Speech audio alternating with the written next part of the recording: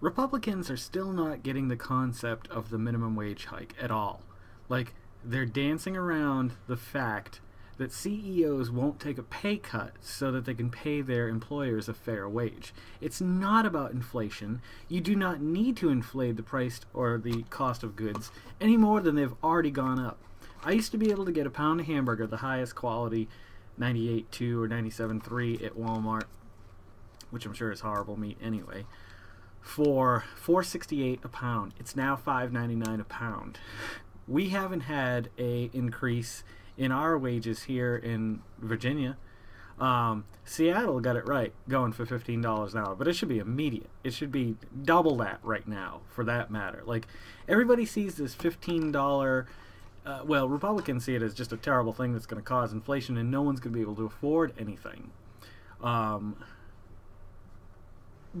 it's going to cost people more. But the fact of the matter is, you're forgetting. The point is, your company makes so much money. If your CEOs are making millions and hundreds of $1,000,000 a year, cut their pay. Cut everyone that makes over like $200,000, even $100,000, by 20%, and give that back to everybody who's making less than $100,000, starting at the bottom and work up. Level the playing field up to $100,000 for everybody. That seems fair to me. The fact of the matter is all these companies are like, oh, we can't raise the minimum wage across the board because if we do that, we're going to have to raise the costs because we can't afford to have our 6 mansions anymore and our yacht and our 12 cars and the garage that has to be maintained. It's all bullshit. It's all lies. Like, we could be making, like I've said a million times on these videos in the past, if we had kept on par since 1953 or whatever the year was, I'll look it up at some point so I can correct myself, and we all went up, then it would make sense. But CEOs did this, and regular pay kind of escalated. I know I do this all the time. I'm trying to make a point here. My point is that, no, raising the minimum wage is a good thing for the economy. It's good for people who need money, who, I don't know anybody who doesn't need money. People who 5, 6, 7, 8 years ago were very well off, just bought a $300,000 house, had 2 brand new cars, had 3 kids, and all this stuff, were able to afford it. Now they are in dire straits. I know several people who are in this situation, many people, because things are getting worse. And until we stand up and raise our voices together and do something about this, nothing's going to change, and things are going to continue to get worse. There's been all this talk this week about the EPA and the president superseding Congress, and how coal is going to people's electric bills are going to go up $300 on average. They don't have to. Those people at the top make so much money that if they trickled it down like it's supposed to work, then all the people below them would still get paid averages, and there's no reason whatsoever to have to increase the cost of energy. 40% here in Lynchburg, Virginia, over the last 10 years, our electric bills have gone up. We got a brand new HVAC system a few years ago because our electric bill was running about $500 a month in the summer. $500. That's also to cool the house, mind you. It's not just power. It's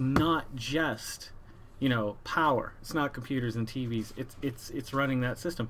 Now in the summer it's still around $400. So yes, we're saving $100 a month, but look at the price of meat. Look at the price of everything that's going up. Coffee. I used to be able to get Dunkin' Donuts coffee by the pound, probably back in the day about $6 a pound, which was still high, crazy high. Now I get it on sale for $7.50 if I'm lucky, and it's like $9 at some places around here. Everything is going up. T-shirts.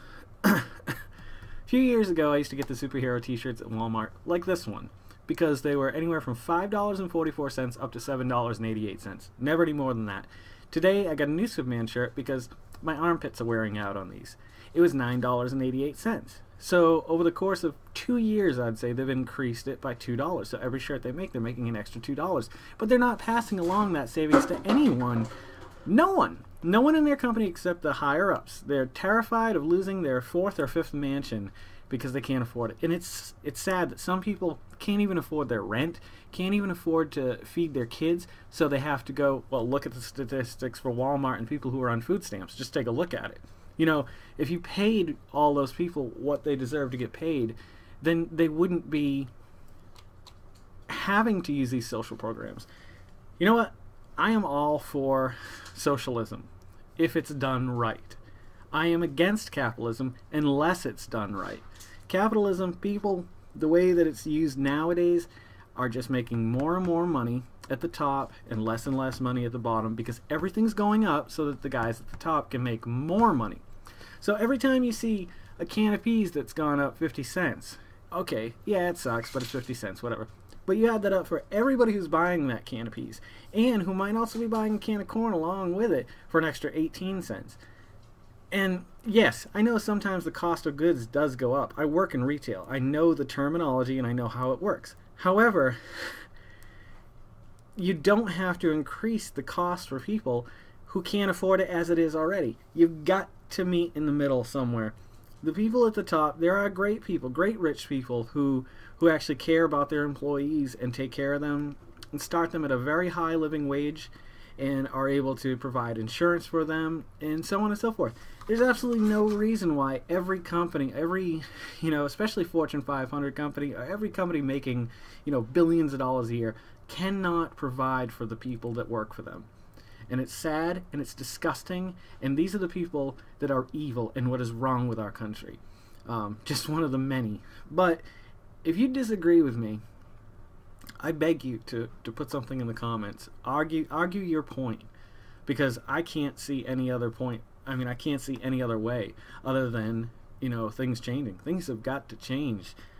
It's just getting harder and harder for everybody. My mother has cancer. They've asked her to come up to Charlottesville to get 3 to 5 doses of radiation. That's an hour and a half one way. That's a 3-hour round trip. It's about $25 to fill up, well, not to fill up, just to get there and back and not have anything left.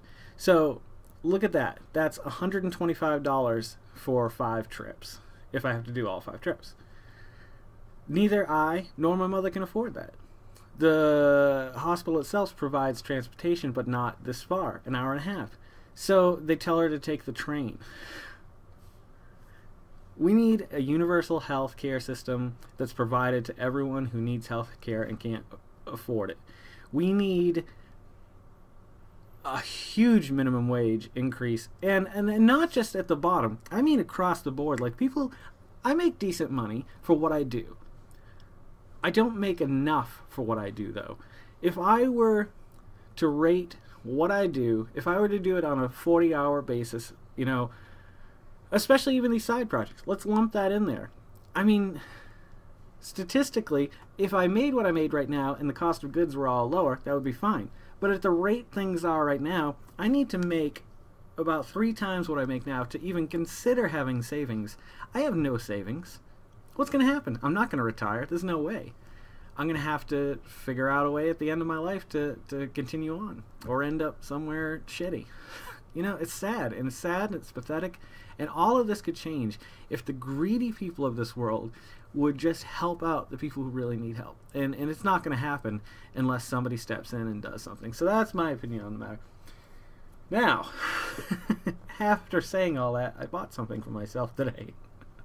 It was 95 cents, so every now and again I get to treat myself to a 99-cent deal. Today, it was this beautiful copy of Oliver Twist by Charles Dickens. Oh, isn't it beautiful and lovely? Oh, wait a minute. What is this? Oh, it's got little hinges. What is it? Oh, there's no book there. It's a secret compartment. I've always wanted one of these, and I was so excited to find one in good shape where the hinges still work really nicely.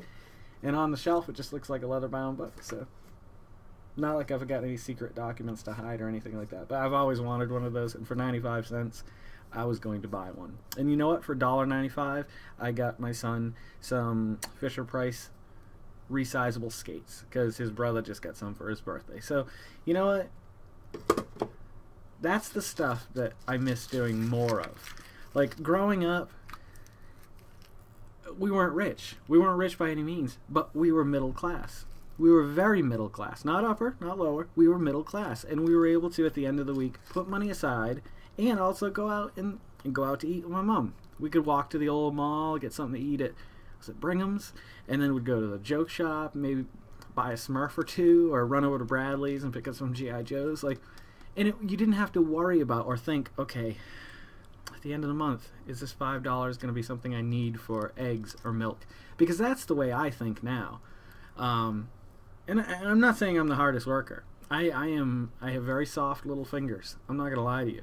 But I also don't think that people who don't want to work in those positions should be forced to work in, construction. I mean, I wouldn't last 5 years. My knees, my back, my neck, I'd be a disaster. I couldn't do it. Like, and I'm not saying that I couldn't work harder. I can probably be a harder worker wherever I was. But I work pretty hard. And as for an example, today I got a text from my boss asking me to come in to send out the email blast for our big sale next weekend. Well, he's a great guy. Danny Givens is an excellent boss, wonderful man, good person all around. But I do a lot of off-hour stuff where I come in for the company and do things like that. And I don't mind it because I love the company and I love the people I work with. But today I just didn't want to. So I had, thankfully a few weeks ago, I Google Drived myself everything I do from work. But nonetheless, that's more work. It's, you know what I mean? Like, I'm a pretty hard worker. I go above and beyond whenever I can, wherever I can, so you can't look at somebody who, though I work at a retail job, I'm responsible for a lot in that store. The networking, the operation of the point of sale software, all the graphic design for the company, doing posters. For example, I just did, actually I didn't tell you guys about this, a photograph of the owner that is now, I think they're going to use for the cover of Astra magazine, I think. I'll find out and I'll put a link to it as soon as it's up there, because I was really proud of that and excited. But these are all the extra little things, taking staff photos, coming in on off hours to install operating systems and work with Visual Anthology to get our system up and running properly. Like, I am a hard worker, and I make a decent amount of money, but if the whole world worked differently, I would probably be making 3 or 4 times that. And I think, in all honesty, that's what I'm worth, especially when it comes to graphic design. People who can't do that, you do have a lot of people who are undercutting just so they can make money. And I have no problem with that because I understand. But you're worth something if you're an artist. You're worth just as much as a CEO. You're worth just as much as a truck driver. You're worth just as much as a plumber. Your skills and talents are things that people need and things that they couldn't do for themselves. So when I often get asked to just do something artistically for people, and I don't just say yes anymore, because if I'm doing it for fun, I don't mind giving away art. I'm actually working on something right now for someone. But if you're asking me to do a job for you, especially if I don't know you that well, then I'm going to charge you what I think I'm worth. And the sad thing is I'll probably get undercut. And I've been doing this I've been drawing since I was 2 years old. I mean, I now feel like I know my trade well enough that I could work at any company if I could get a job in that company. Unfortunately, people are taking huge pay cuts to work in these positions. So I get screwed. But they shouldn't get screwed either. They should be getting paid whatever they're worth. And people don't get paid what they're worth nowadays. So there's my rant and my rave. Here's my secret compartment box. I'll see you guys tonight. I put the kids down, so it'll be a little bit later. But I hope you liked the videos last night. I've got a new format I'm working on. I haven't quite worked it out yet. But along with whatever I have to talk about the day that I record a video, I want to do something like a Throwback Thursday. So Thursday, I was thinking, would be classic tales. Things that have happened in my life that I can share, that if my children decide to watch these in 20 years, or if you guys want to watch them now. Like, they're fun stories of things that happened to me or things that I did growing up. Vacations, getting in trouble, all kinds of mischief, finding weird stuff. Wednesdays, I was thinking, last night I did something called What If? And what if we are the aliens that keep coming back from the future? We've evolved to the point that that's what we look like, that's how we travel, and we're doing the crop circles just to mess with ourselves. Or we're coming back for a reason. That's copywritten, by the way. So I was thinking, what if Wednesdays? Alternate history, impossibilities, just stuff like that. So I'm going to come up with something for each day of the week so that when I don't have a strong topic to lean on, I can still refer to this list and be like, okay, it's Saturday. Socialist Saturday. I don't know. We'll come up with something. Anyway, thanks for coming by. And like I said, I'm trying to be happier and stick to subject matter that's a little bit more pleasant rather than leaning on politics all the time to provide you with my point of view on it. I'm going to continue to do that here and there, but not to the extreme I was. So if you're loving these, please subscribe. Pass them along to anybody else you might think would like these. Honestly, I am trying to grow a following at this point. You know, I first started this just because I wanted to record one day of my life, one day, every day, for 1 year till I turn 40. Well, we're well into that now. We're working on episode 73, and you know, I want to see the subscription go up. I want to see more people hearing stuff like this video.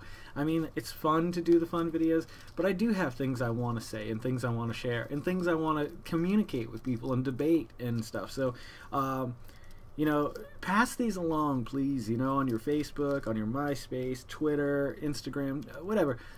It would be a huge help for me, and I'd feel like I was, and like I said, and also like I said, I will never stop, you know, doing these. They're going to slow down after, probably a week or two after I turn 40, but I'm going to continue to do them.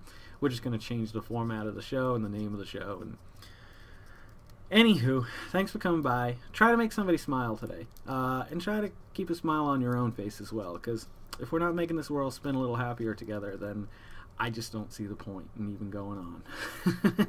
So you guys have a great day, and I'll be back tonight with the official episode 73 of The Road to 40. Thanks a lot, guys. Have a great day.